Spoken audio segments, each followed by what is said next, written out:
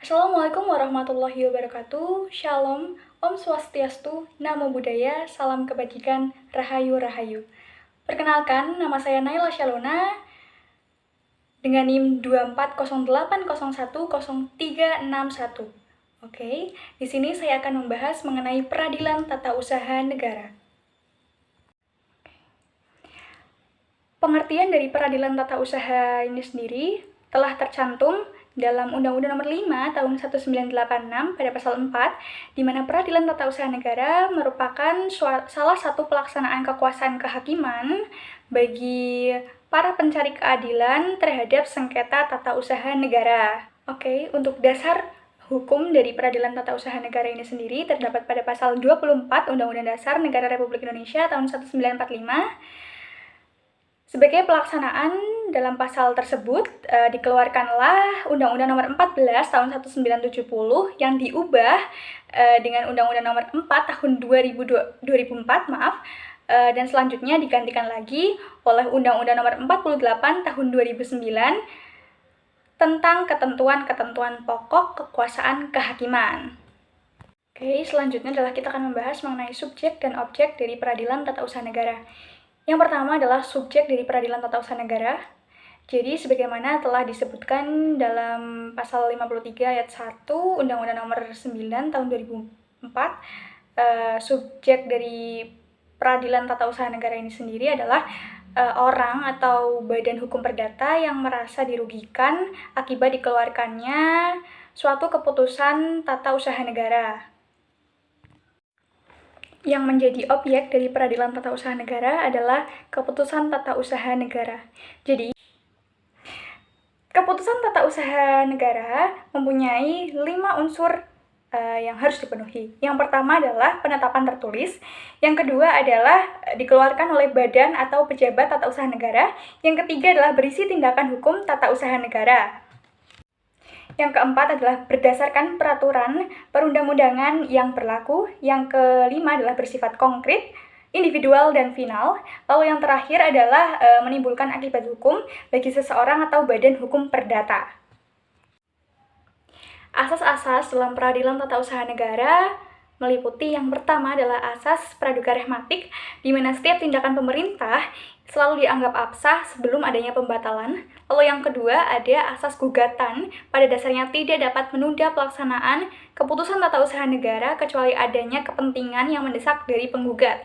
Lalu yang ketiga adalah audi et alteram partem. Para pihak mempunyai kedudukan yang sama dan harus diperlakukan dan diperhatikan secara adil. Lalu yang keempat adalah adanya asas peradilan sederhana, cepat, dan biaya ringan. Di mana sederhana yang maksud di sini adalah hukum acara yang mudah dipahami, tidak berbelit-belit. Dengan demikian, peradilan akan berjalan dalam waktu yang relatif cepat, otomatis biaya perkara yang dikeluarkan juga semakin ringan. Yang selanjutnya adalah asas hakim aktif, di mana di sini hakim melakukan pemeriksaan, persiapan atau mengetahui apakah gugatan penggugat kurang jelas sehingga penggugat perlu melengkapinya. Nah, di sini hakim berperan mencari kebenaran material. Disinilah yang dimaksud hakim berperan aktif. Lalu yang terakhir adalah asas pembuktian bebas, di mana hakim menentukan apa yang harus dibuktikan, beban pembuktian, serta penilaian pembuktian. Kompetensi dari peradilan tata usaha negara ini sendiri dibagi menjadi dua, yaitu absolut dan relatif, di mana kompetensi absolut merupakan upaya peradilan menyelesaikan sengketa tata usaha negara yang timbul dalam bidang tata usaha negara antara orang atau badan hukum perdata dengan badan atau pejabat tata usaha negara, baik di pusat maupun daerah, sebagai akibat dari dikeluarkannya keputusan tata usaha negara. Selanjutnya adalah kompetensi relatif, di mana ini merupakan suatu kewenangan dari suatu badan pengadilan yang ditentukan dengan melibatkan daerah hukum yang menjadi kewenangannya, seperti Pengadilan Tinggi Tata Usaha Negara dan Pengadilan Tata Usaha Negara. Susunan Pengadilan Tata Usaha Negara terdiri atas pimpinan, hakim anggota, panitera, serta sekretaris. Untuk pimpinan, jadi pimpinan pengadilan tata usaha negara ini sendiri terdiri atas ketua dan wakil ketua, baik di pengadilan tata usaha negara maupun di pengadilan tinggi tata usaha negara. Kedua adalah hakim anggota. Jadi hakim pada pengadilan di lingkungan peradilan tata usaha negara merupakan seorang pejabat yang berfungsi sebagai pelaksana tugas di bidang kekuasaan kehakiman atau yudikatif. Lalu selanjutnya adalah panitera.